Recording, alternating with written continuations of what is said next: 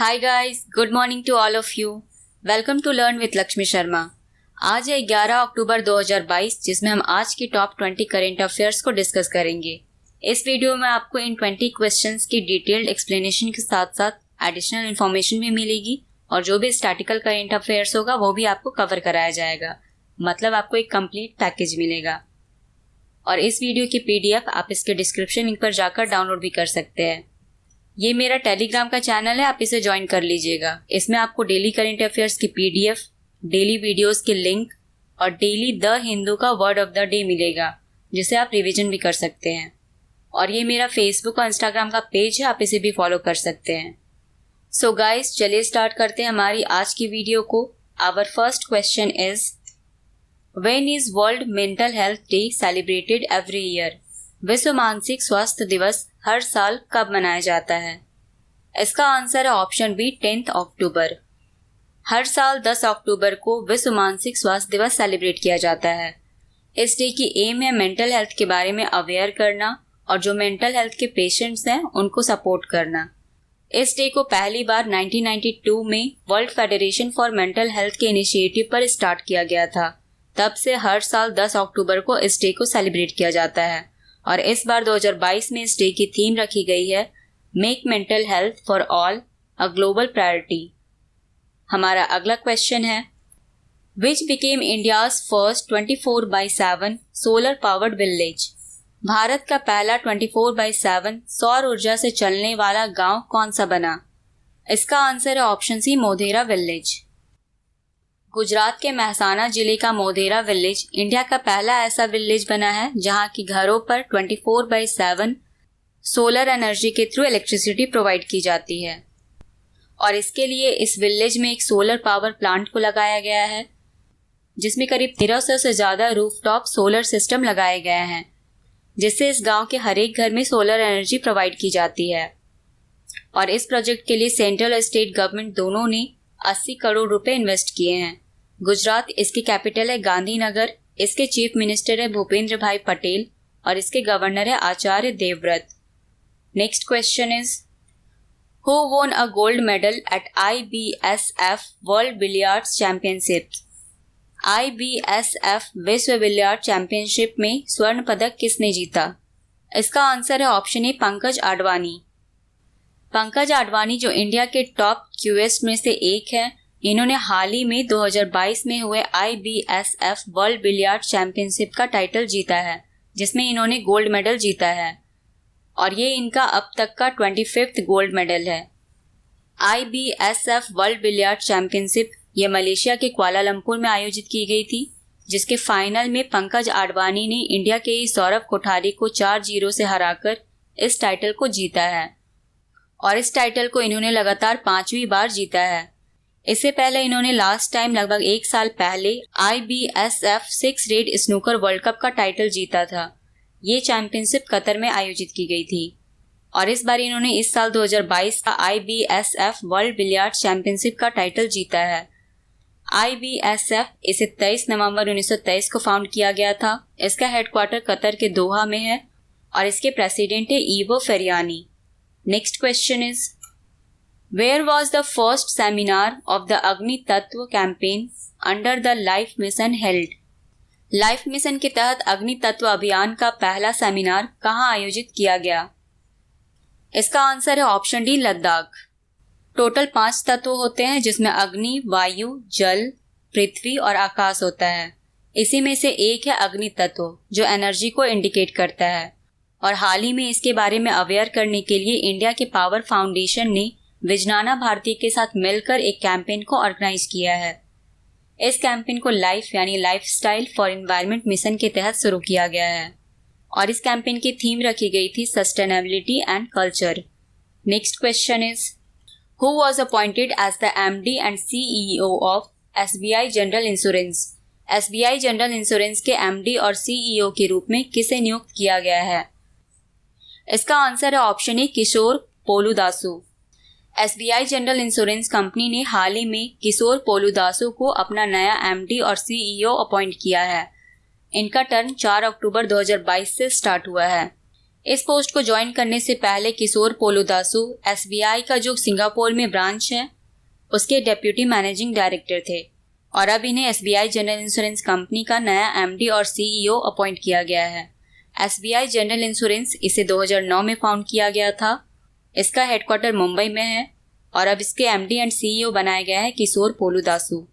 Next question is when was world post day celebrated? विश्व डाक दिवस कब मनाया गया?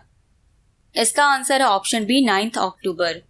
इस डे को पोस्टल सर्विसेज के इम्पोर्टेंस के बारे में हाईलाइट करने के लिए सेलिब्रेट किया जाता है और इस डे को सेलिब्रेट करने के लिए 9 अक्टूबर को इसलिए चुना गया क्योंकि 1874 में UPU यानी यूनियन पोस्टल सर्विस द्वारा स्विट्जरलैंड में इस डे को पहली बार ऑर्गेनाइज किया गया था। तब से हर साल 9 अक्टूबर को इस डे को सेलिब्रेट किया जाता है। वर्ल्ड पोस्ट डे को UPU कांग्रेस में एस्टैब्लिश किया गया था जो 1969 में जापान के टोक्यो में आयोजित हुआ था। तब से हर साल इस डे को सेलिब्रेट किया जाता है और इस बार 2022 में इस डे की थीम रखी गई है post for planet. Next question is which state has introduced a hanging solar fence? किस राज्य ने हैंगिंग सोलर फेंस की शुरुआत की है? इसका आंसर है option C Odisha. Railway tracks पर हाथियों के आने से जो उनकी डेथ होती है उसको रोकने के लिए हाल ही में ओडिशा गवर्नमेंट ने एक कॉन्क्रीट प्लान को इंट्रोड्यूस किया है जिसमें ओडिशा स्टेट की फॉरेस्ट डिपार्टमेंट अब रेलवे ट्रैक्स पर हैंगिंग सोलर फेंसिंग को लगाएगी। ये हैंगिंग सोलर फेंसिंग कुछ इस तरह से होगा जो 10,000 वोल्ट का होगा, जिसमें जैसे ही कोई जानवर रेलवे ट्रैक के नज़दीक आएगा उसे एक हल्का सा शॉक लगेगा। ये शॉक उतना डेंजरस नहीं होगा और इससे उनको रेलवे ट्रैक्स पर आने से रोका भी जा सकता है। ओडिशा इसकी कैपिटल है भुवनेश्वर, इसके चीफ मिनिस्टर है नवीन पटनायक और इसके गवर्नर है Ganeshi Lal. Next question is which e-commerce company got approval from the Delhi government to operate a 24/7 service in New Delhi? किस ई-कॉमर्स कंपनी को नई दिल्ली में 24/7 सेवा संचालित करने के लिए दिल्ली सरकार से मंजूरी मिली है? इसका आंसर है option D Amazon.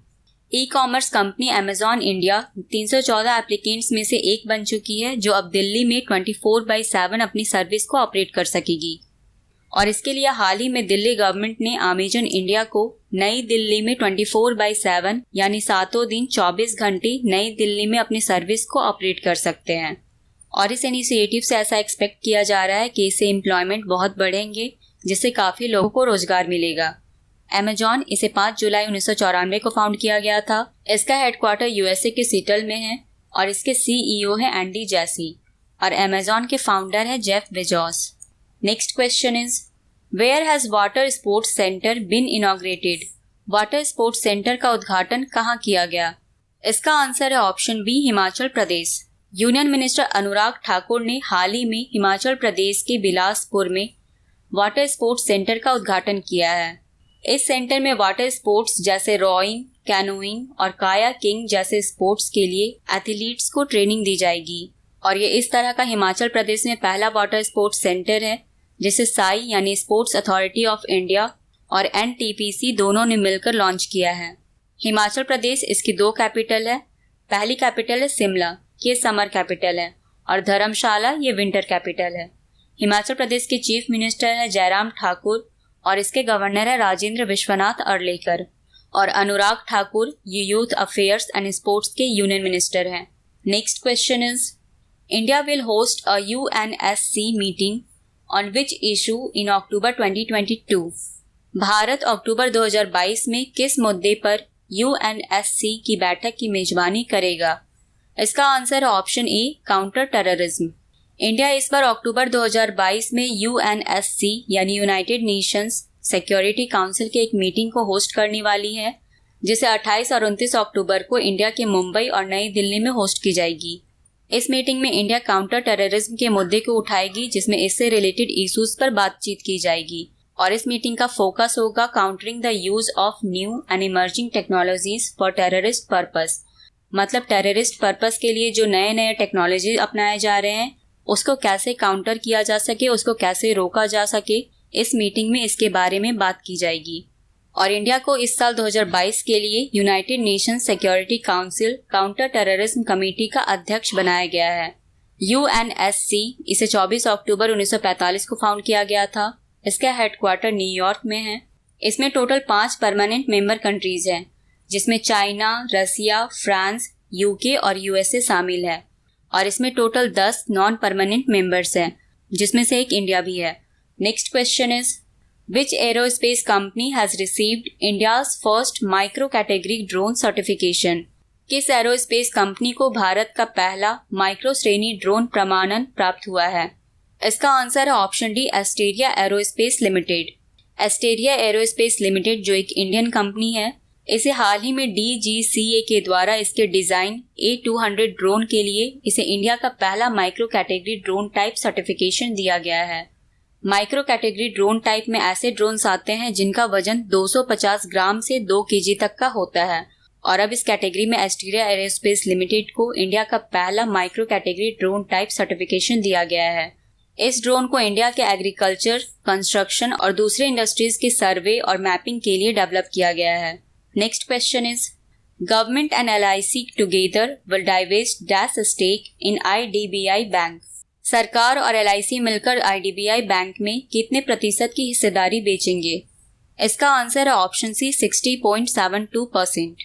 Central government और LIC यानी life insurance corporation of India ने ये डिसाइड किया है कि वे अपने 60.72% स्टेक जो उनका IDBI में हिस्सेदारी है वो इसे बेचेगी।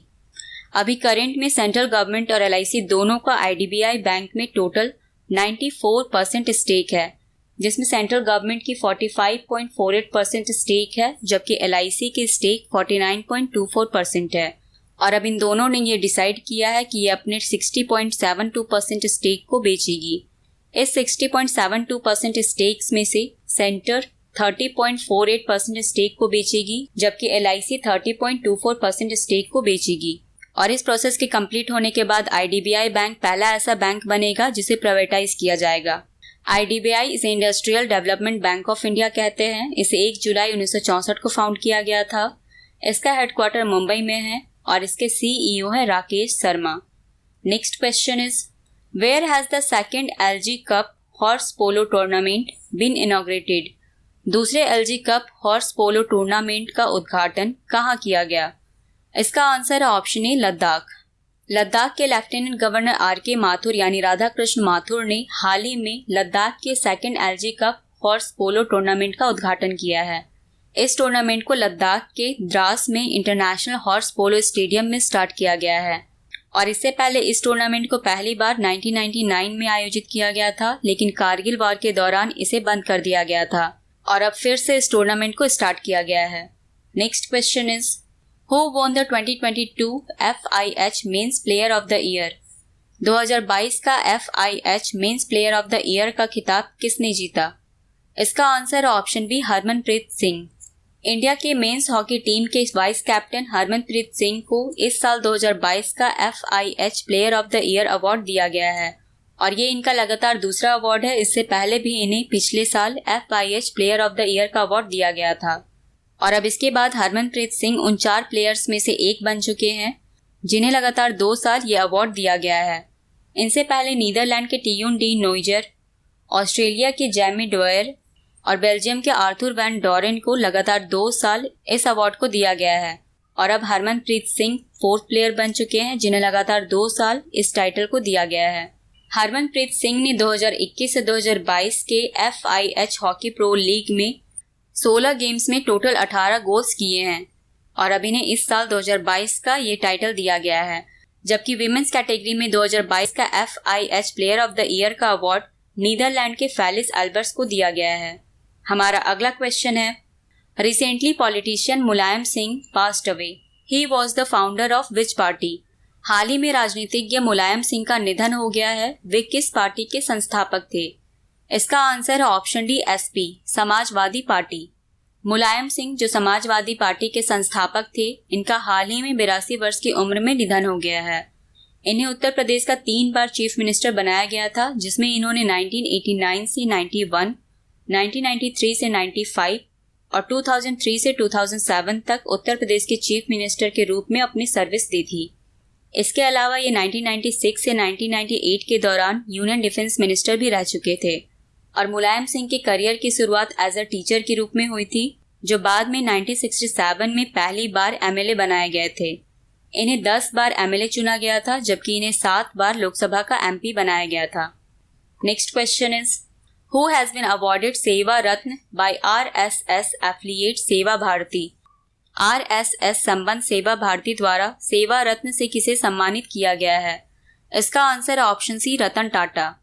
रतन टाटा जो टाटा ग्रुप के फॉर्मर चेयरमैन हैं और एक जाने माने फिलैंथ्रोपिस्ट हैं, हाल ही में इनके फिलैंथ्रोपिक एफर्ट्स के लिए आरएसएस एफिलिएटेड सेवा भारती ने सेवा रत्न का अवार्ड दिया है।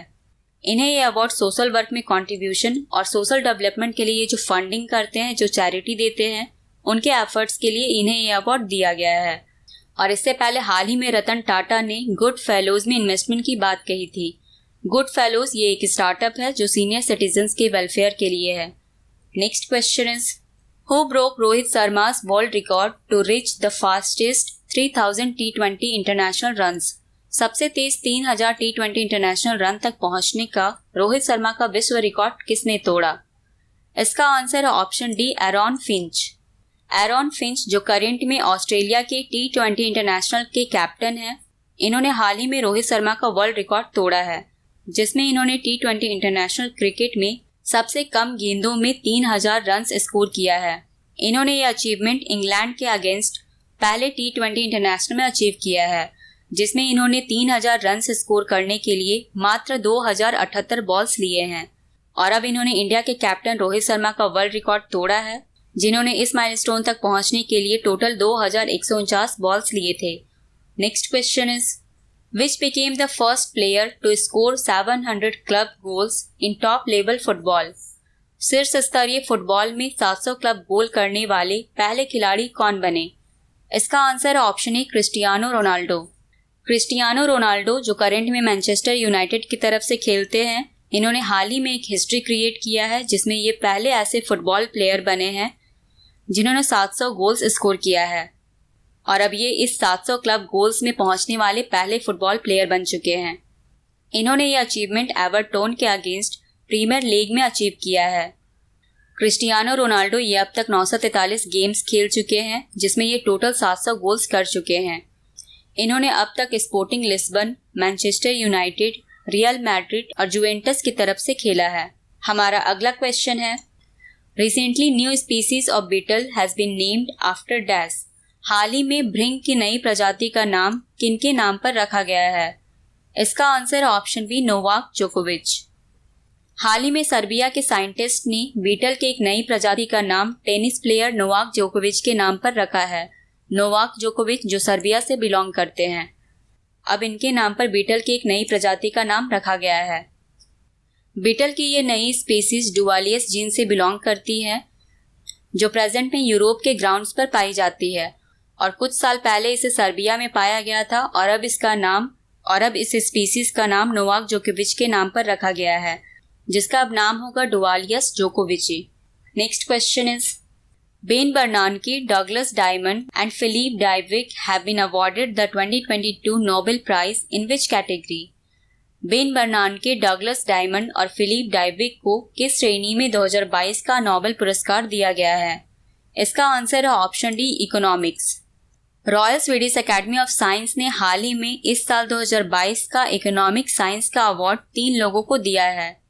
इन तीनों में शामिल है Ben S Bernanke, Douglas W Diamond and Philip H Dybvig. इन तीनों को इस साल 2022 का स्वेरिक्स रिक्स बैंक प्राइज दिया गया है।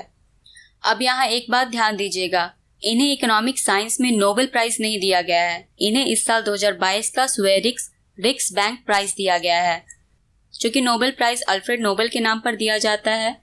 और इन्होंने मरने से पहले अपनी वसीयत में इकोनॉमिक साइंस का जिक्र नहीं किया था, इसलिए इकोनॉमिक साइंस में नोबेल प्राइज का अवार्ड नहीं दिया जाता है। इकोनॉमिक साइंस में ये अवार्ड 1968 में स्वेरिक रिक्स बैंक ने स्टैब्लिश किया था, इसलिए इस प्राइज को इसके नाम पर दिया जाता है, जिसमें इस साल का अवार्ड इन तीनों को दिया गया है। इन्हें यह अवार्ड बैंक्स और फाइनेंशियल क्राइसिस पर रिसर्च करने के लिए दिया गया है और इस अवार्ड में इन तीनों को 10 मिलियन स्वीडिश क्रोनर का प्राइज मनी दिया गया है, जो लगभग 7.29 करोड़ रुपए के बराबर है। सो गाइस, ये थे आज के टॉप 20 क्वेश्चंस। टाइम है अब क्विज का। पिछली वीडियो में मैंने क्वेश्चन पूछा था, यूएपीए ट्रिब्यूनल के अध्यक्ष के रूप में किसे नियुक्त किया गया है? इसका आंसर था ऑप्शन बी, दिनेश कुमार शर्मा। अगले क्वेश्चन का आंसर आपको कमेंट सेक्शन में देना है। So the question is, which of the following launched the Daksh application? निम्नलिखित में से किसने दक्ष एप्लीकेशन लॉन्च किया? आपके ऑप्शंस है reserve bank of India, finance ministry, MSME या डिफेंस मिनिस्ट्री। इसका आंसर आपको कमेंट सेक्शन में देना है। सो गाइज, आज की वीडियो में बस इतना ही। अगर आपको वीडियो पसंद आई तो इस चैनल को सब्सक्राइब कर लीजिए और इसे ज़्यादा से ज़्यादा शेयर कीजिए। Thanks for watching guys and have a good day. Bye bye.